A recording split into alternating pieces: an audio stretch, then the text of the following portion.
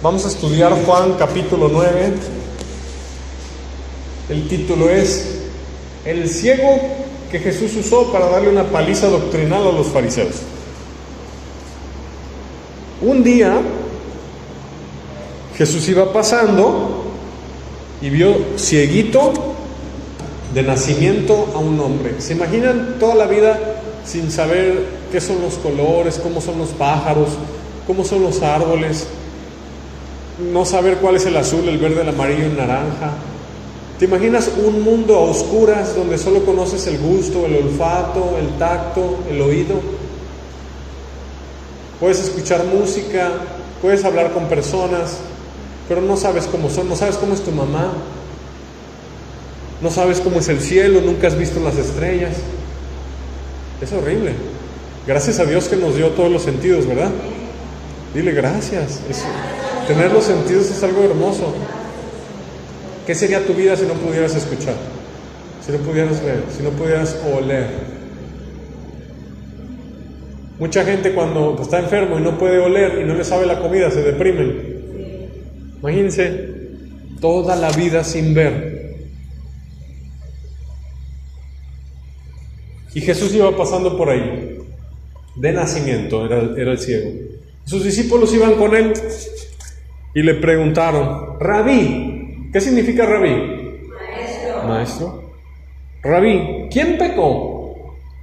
¿Este o sus padres? Para que haya nacido ciego. Vieron un castigo muy severo. Dijeron: este fue un pecado totote. Seguro fue un pecado, es una maldición. Pecador, impío, seguro. Pero Jesús enseña que no siempre las desgracias, las cuestiones dolorosas, no siempre son castigo. A veces es propósito de Dios para su gloria. Y este no era castigo. ¿Quién pecó? ¿Este o sus padres? Imagínense que sus padres hubieran pecado y él hubiera nacido ciego toda la vida. Sería justo. ¿Qué tienen la culpa, verdad? La Biblia dice que cuando alguien coma uvas agrias, el que comió las uvas agrias, ellos tendrán la dentera, ¿verdad? Quiere decir que cada quien recibirá el castigo de su pecado, ¿verdad? Los padres no morirán por los hijos y los hijos no morirán por los padres. Jesús respondió algo muy interesante. Esto es una perla gigantesca, ¿no? Porque vemos a nuestro mundo alrededor, vemos muchas situaciones que nos ponen a pensar: ¿será castigo? Pero esto nos muestra que no tenemos que ser rápidos en juzgar, porque no todo es castigo. O sea, que vemos una situación, seguro. Sí hay castigos, la Biblia se dice en muchos lugares que Dios castiga. Dice: con castigos por el pecado corriges al hombre, dice su palabra. Pero no siempre son castigos. Dios iba a usar ese cieguito para una misión especial. Y ese día se iba a cumplir. Imagínense, toda la vida esperando, y ese día se iba a cumplir la misión, el propósito de Dios. Conocemos a personas que han sufrido mucho en la vida, pero si ellos pasaran por el camino de Cristo, así como este ciego, cruzaran por el camino de Jesús, su vida sería transformada. Pero mucha gente que tiene años en una silla de ruedas, mudos, que no pueden hablar, o gente que tiene alguna situación, tiene odio, amargura en su corazón contra Dios, y en lugar de venir a Cristo con un corazón humilde para ser sanado, vienen contra Cristo y con un corazón con odio para atacarlo, por la amargura y el odio de su corazón, al no comprender por qué toda su vida pasaron así. Un ejemplo de ello es Stephen Hawking, el de la silla de ruedas, el físico que se acaba de morir. Murió con odio y amargura en su corazón, fue directo al infierno. Él nunca se humilló. Nunca fue a una iglesia cristiana a que oraran por él ungiéndole con aceite en el nombre del Señor. Nunca se arrepintió, nunca se convirtió. Y Dios lo quebrantaba más y lo quebrantaba más y lo quebrantaba más. Y por más que lo azotó Dios, no aceptó corrección y terminó en el infierno. ¿Por qué decimos que terminó en el infierno? Porque si no naces de nuevo, si no naces del agua y no naces del Espíritu, no te dejan entrar al cielo. Y su vida, este hombre hasta escribía libros contra Dios. Entonces, es importante que este mensaje llegue a personas que están sufriendo en su vida por años y no entienden la razón por la cual han sufrido. Dios tiene un propósito glorioso y ellos tienen dos opciones. Una, venir, cruzarse por el camino de Cristo, buscar a Cristo para ser transformados, sanados y restaurados, y Dios les muestre el propósito por el cual pasó eso. O dos, como el impío que murió, el que les platiqué. Se cruzan el camino de Cristo, pero para atacarlo y blasfemarlo. Y morir en amargura de corazón. Qué terrible, ¿no? Como no pueden entender el porqué de su situación de tantos años, su corazón se enoja con Dios. Pero la cosa no debe ser así. Debe ser, si estoy así, es porque Dios tiene un plan grande conmigo. ¿Se fijan el diferente tipo de corazón? Si paso por una situación dolorosa, es porque Dios tiene un plan grande conmigo. Es al revés. Pero esto refleja el tipo de corazón. Vamos a ver a este ciego. ¿Cómo reaccionó?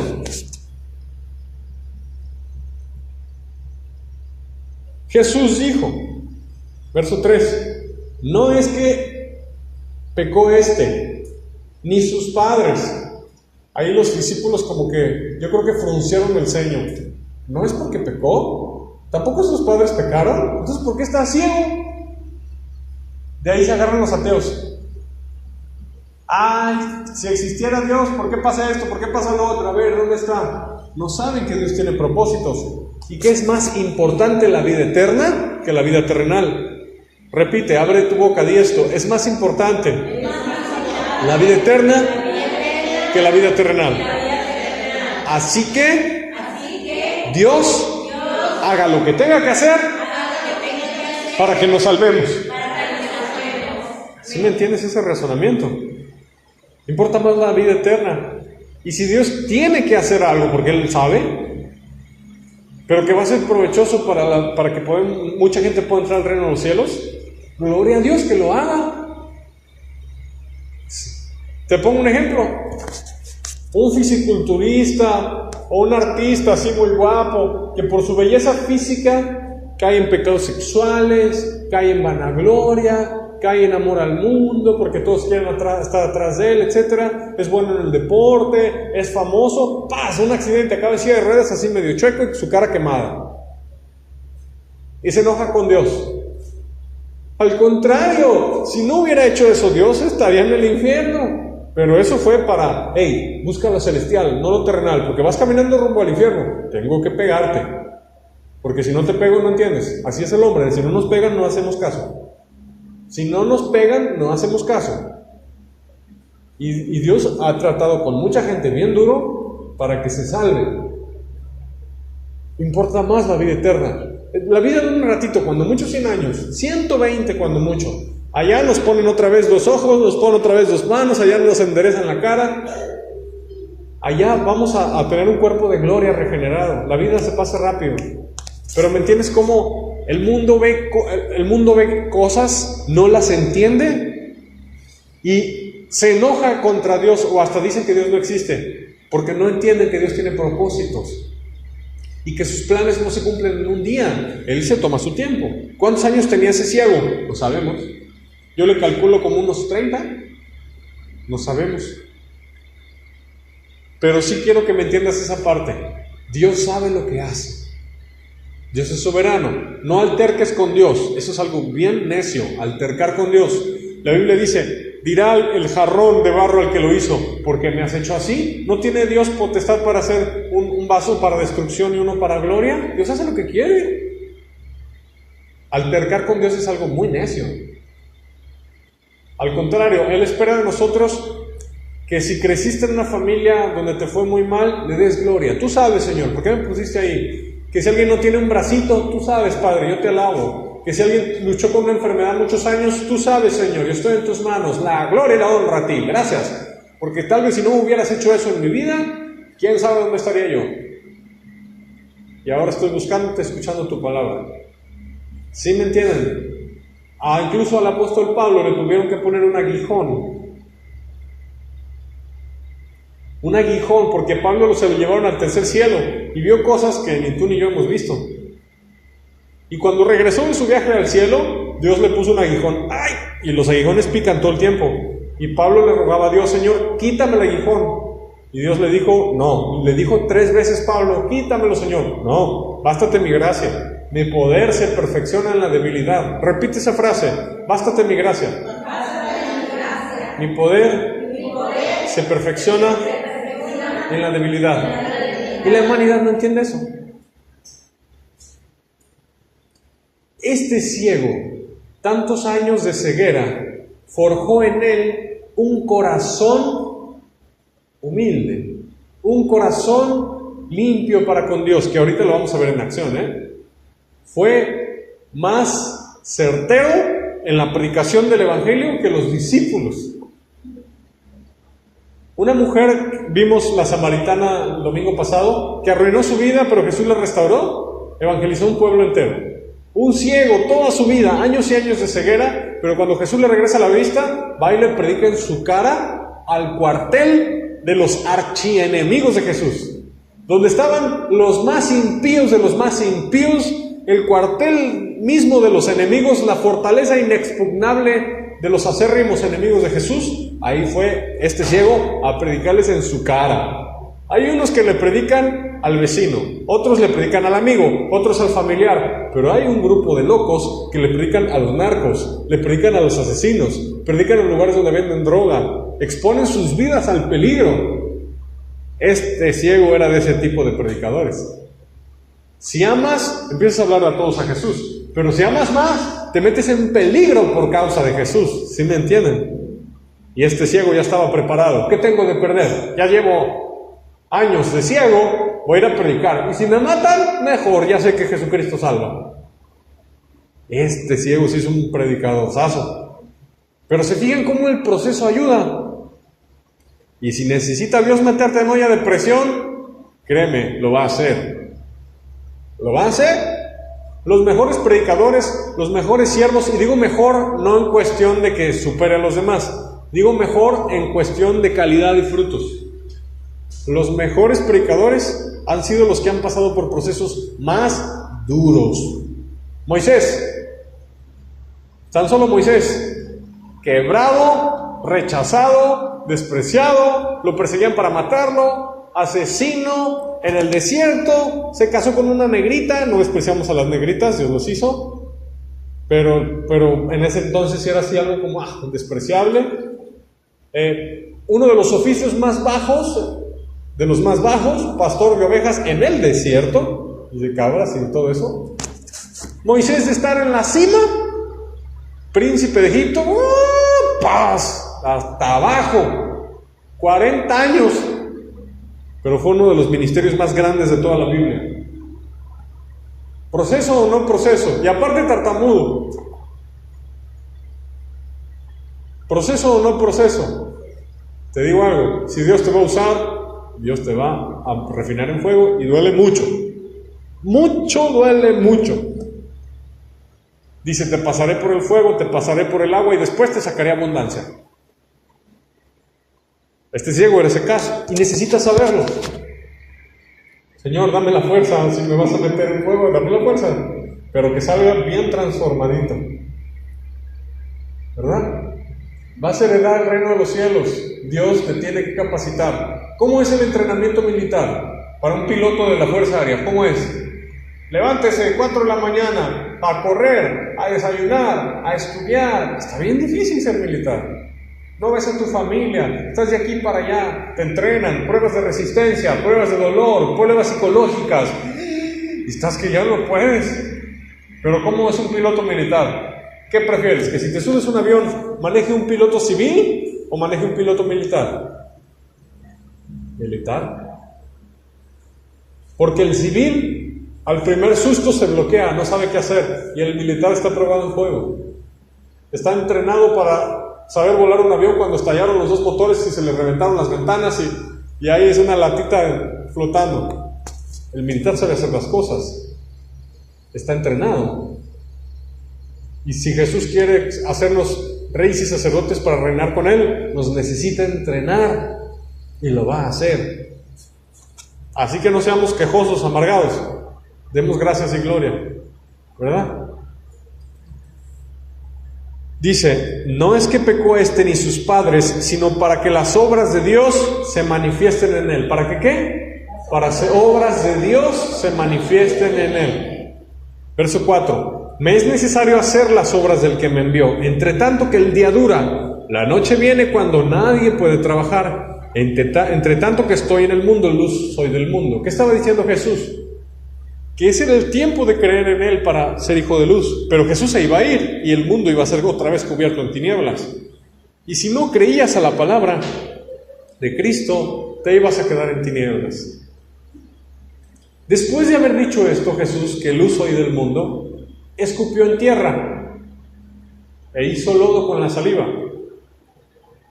¿Cuánta baba se necesita para hacer lodo?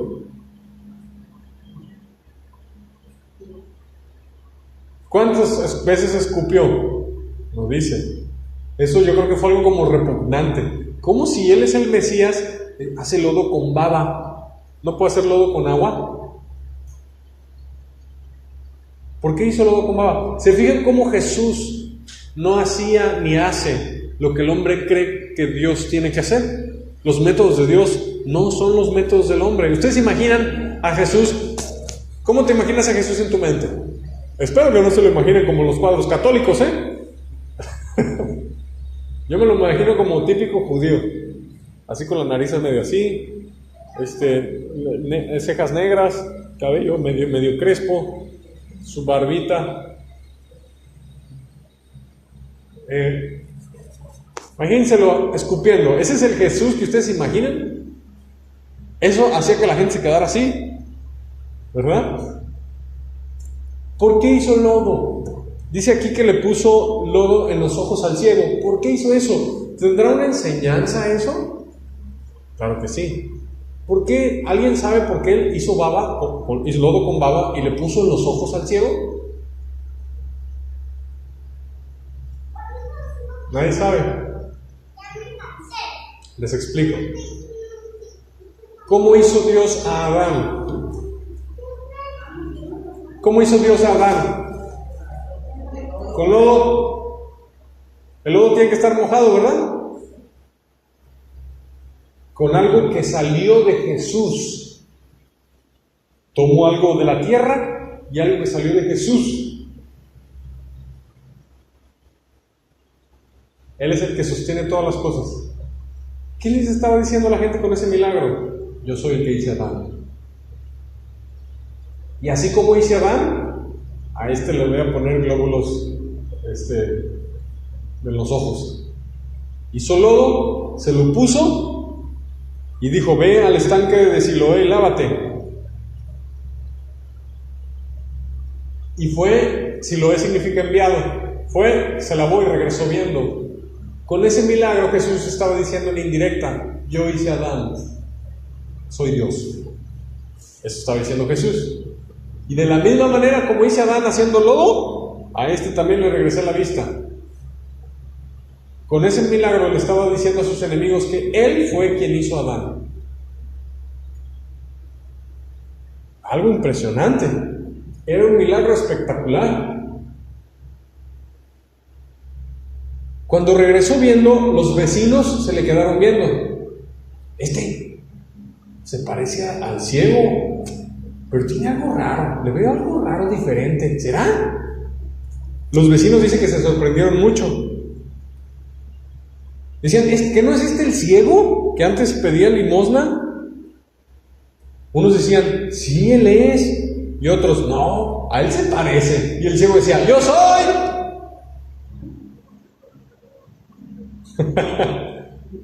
Imagínate que enfrente de ti digan eso: es Francisco, pero antes tenía la greña larga, sus ojos se ven diferentes. No, no es. Sí soy.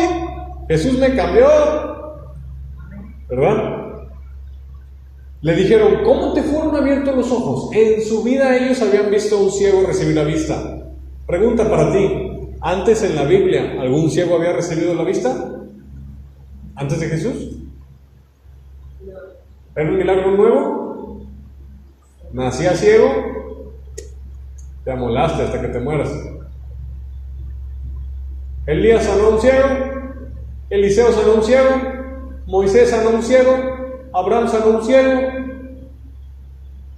Gedeón, David, Débora, Barak, Jefté, Samuel, Jeremías, Isaías sanaron a un ciego.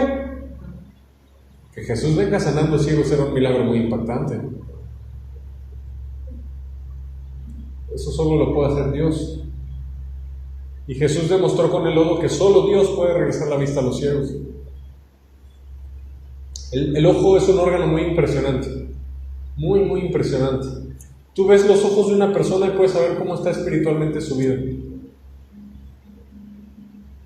El ojo es una parte hermosa, hermosa el ojo. Tú te puedes quedar viendo los ojos de alguien y te quedas así mucho tiempo. Qué bonitos. Yo, por ejemplo, yo le veo los ojos a Pablo, me le quedo viendo sus ojos. Es algo como que te cautiva. Yo creo que el ojo es una parte física de nuestro cuerpo, pero que también es espiritual.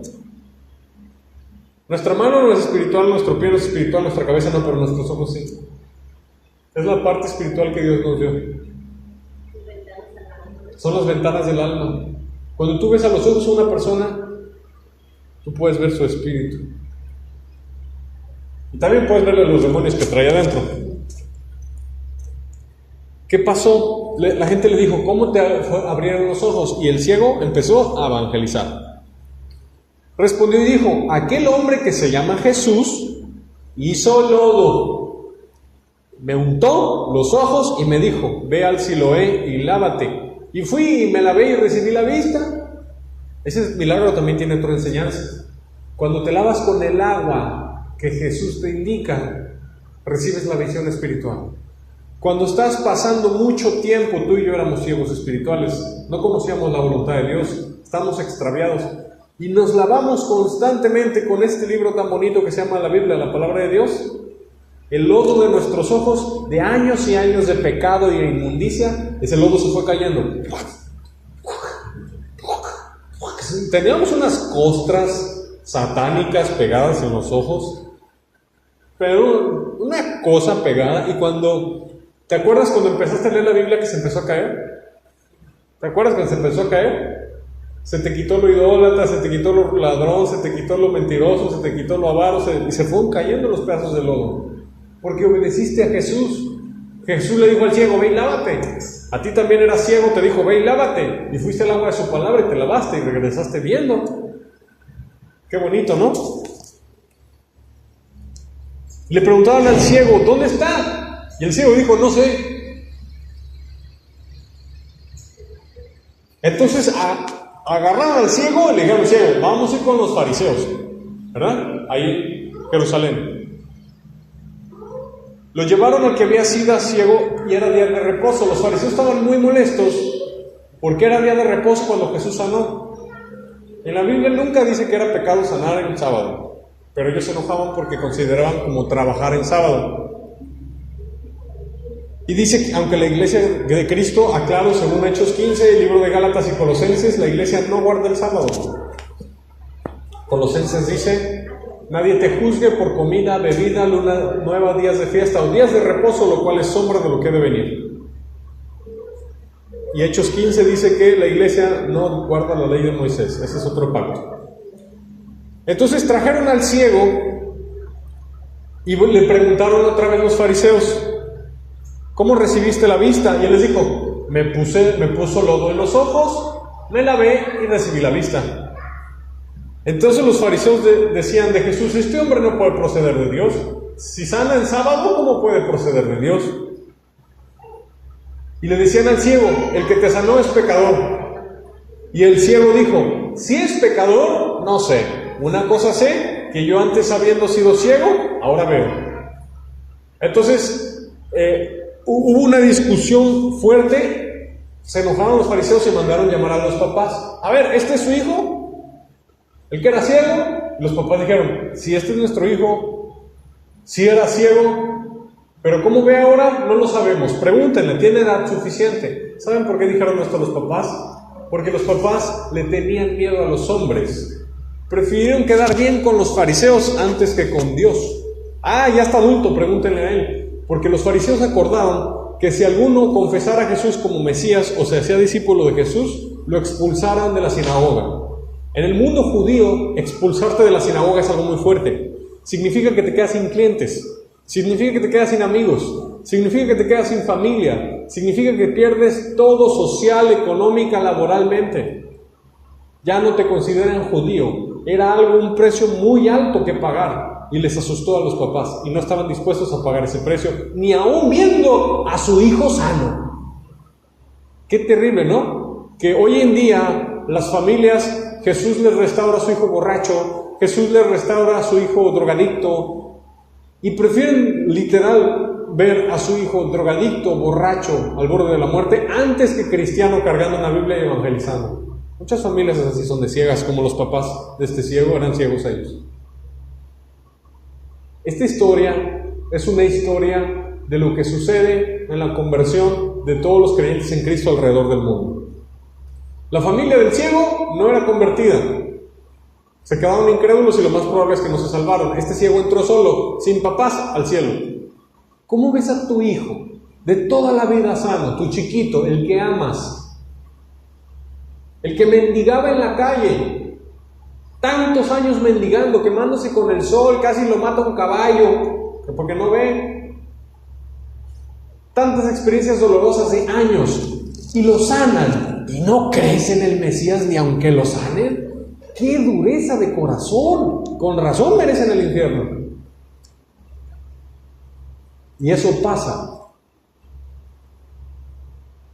Las mamás católicas idólatras ven a su hijo, que entre comillas se les hace protestante, aleluya, que se bautiza, se arrepiente, se convierte, recibe el Espíritu Santo y anda predicando en todos lados con la Biblia bajo el brazo.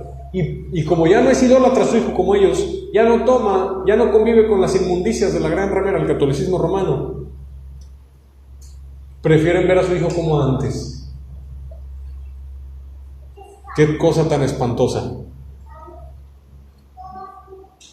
Entonces volvieron a preguntarle al ciego, ¿cómo te abrió los ojos? Era indudable que ese milagro viene de Dios, indudable.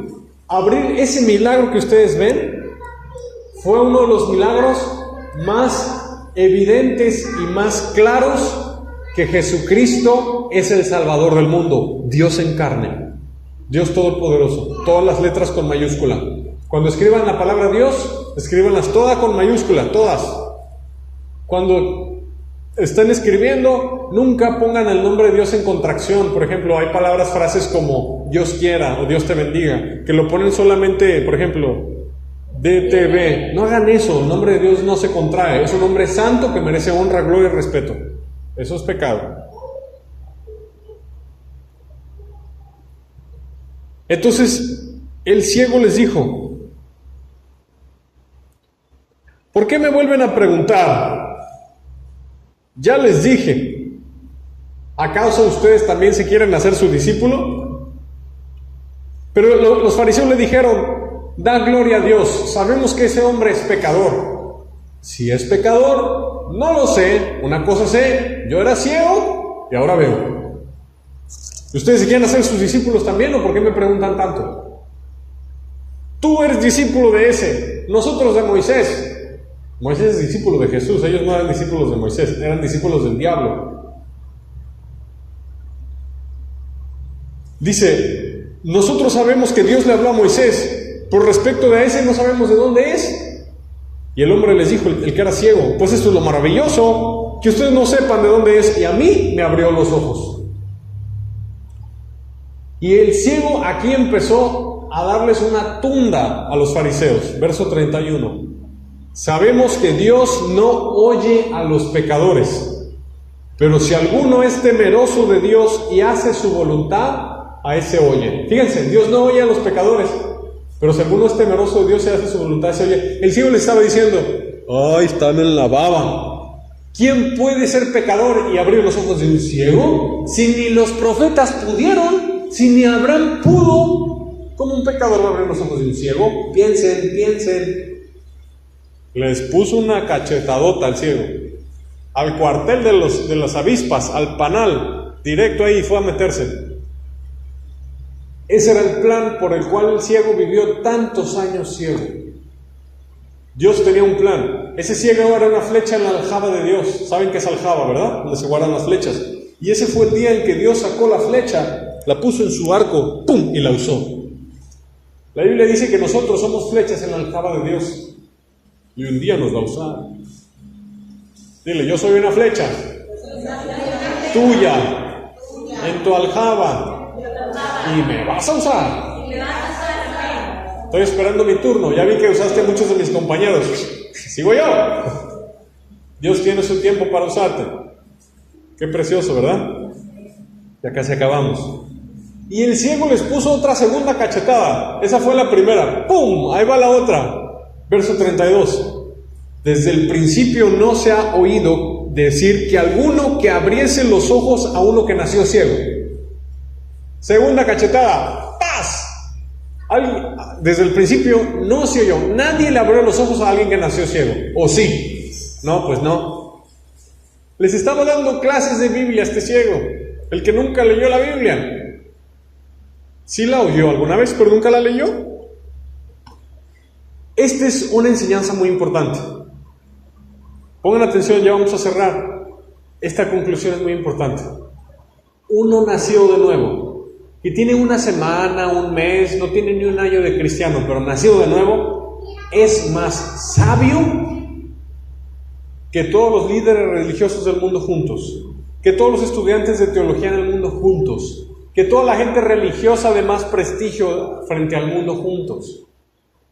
Un cieguito que estuvo en la presencia de Jesús 1 minuto o 2 minutos en lo que le ponía lodo, estar en la presencia de Jesús te hace más sabio que toda la humanidad entera. A tal grado que este cieguito fue a meterle cachetadas, espiritualmente hablando, a los líderes religiosos más sabios y reconocidos de su tiempo. ¿De qué estoy hablando? Que alguien nació de nuevo, tiene más sabiduría y poder en Cristo Jesús que gente con doctorados, que gente sabia. ¿Te fijas lo hermoso que sucede cuando estás en la presencia de Jesús? Este ciego ahora era predicador y lo que decía, al clavo. Dice, si este no viniera de Dios, nada podría hacer. Tercera cachetada, ¡paz! Si no viniera de Dios, nada podría hacer. 3 cachetadotas les metió hasta aquí. Knockout. ¿Saben qué es knockout, verdad? Se los noqueó a los fariseos. Respondieron y le dijeron, después de tres puñetazos a la cara, espiritualmente hablando, de los fariseos, el ciego era el vencedor invicto de la lucha espiritual apologética. Se rindieron los fariseos, no tuvieron argumentos, y lo que hicieron los fariseos es lo que hacen los impíos cuando tú les ganaste con argumentos bíblicos y ya no tienen nada que decirte. El idólatra, por ejemplo, le dices, eso a Dios no le agrada, las estatuas, pintura, yesos, y se enoja y te tira a ti, ¿verdad? Intolerante, se va contra tu persona. Cuando el impío no quiso aceptar el argumento bíblico, no tiene armas contra ti, se va ahora a lo personal. Y eso le pasó al ciego. Respondieron y le dijeron, tú naciste del todo del pecado y nos enseñas a nosotros. Le expulsaron. Que a un judío, les repito, sea expulsado de una sinagoga significa mucho. Este cieguito fue preparado en el dolor para poder soportar esa tamaña persecución con fe, con gozo, con amor por causa de Cristo. Era algo muy grande que lo expulsaron. No era como si te expulsaban del club de fútbol, de esa escuela, no. Expulsarte de una sinagoga significaba que nadie quería ser tu amigo. Ni tu socio, ni tu cliente, ni tu familiar. El ciego fue expulsado por causa de Cristo. ¡Qué hermoso! Oyó Jesús que le habían expulsado y fue con él y le dijo, ¿crees tú en el Hijo de Dios? Respondió y le dijo, ¿quién es, Señor, para que crea en él? Le dijo Jesús, pues le has visto y el que habla contigo él es. Verso 38, y él dijo, creo, Señor, y le adoró. Jesús no le dijo que no, se dejó adorar. Ese es un versículo que tú puedes subrayar para mostrarle a los testigos de Satanás, a los mormones que no creen que Jesús es Dios Todopoderoso, y a todas las sectas del diablo, Con ese les puedes mostrar que Jesús sí es Dios, porque Jesús se dejó adorar. Y la Biblia dice que solo a Dios adorarás. Quiero que leas del verso 39 al 41 conmigo. Jesús dijo: para juicio he venido yo a este mundo, para que los que no ven, vean, y los que ven sean cegados. Entonces algunos de los fariseos que estaban con él al oír esto le dijeron: ¿acaso nosotros somos también ciegos? Jesús les respondió: si fuerais ciegos no tendrías pecado, mas ahora porque decís vemos, vuestro pecado permanece. Todos éramos ciegos, andábamos descarriados, viviendo una vida apartada de Dios en pecado, haciendo lo malo sin saber que era malo. Cuando venimos a Jesús, fuimos lavados en la palabra de Dios constantemente hasta que se cayó en el lodo. ¿Han visto el lodo como barrial que se queda pegado y se hace como piedra? Y hay que darle muchas lavadas para que se caiga, mucho. No basta con echarle como un atomizador con agua. Hay que lavar mucho, ¿verdad? Mucho. Así tenemos que estar mucho expuestos a la palabra de Dios hasta que se caen los terrones de nuestros ojos y nos dejan ver la luz de Jesús. Éramos ciegos. Y Jesús dijo: vine para los que estaban ciegos vean, y los que decían que ven, ahora sean cegados. Jesús, cuando es predicado correctamente, pasan dos cosas. El ciego ve, y el que dice que ve se queda ciego. Por eso tenemos que ser humildes.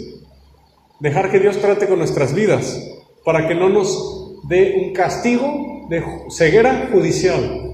Ceguera judicial, ¿qué significa eso? Ceguera judicial es un castigo que Dios da, es quitarle la posibilidad a una persona de que pueda arrepentirse para poder salvarse. Eso se llama ceguera judicial, y es un castigo que Dios da. Repito, ceguera judicial es un castigo de quitar la oportunidad, la posibilidad de poder arrepentirse. Pero le damos gracias a Dios que a nosotros no nos la quitó, que el Espíritu Santo nos convenció de pecado, de justicia y de juicio.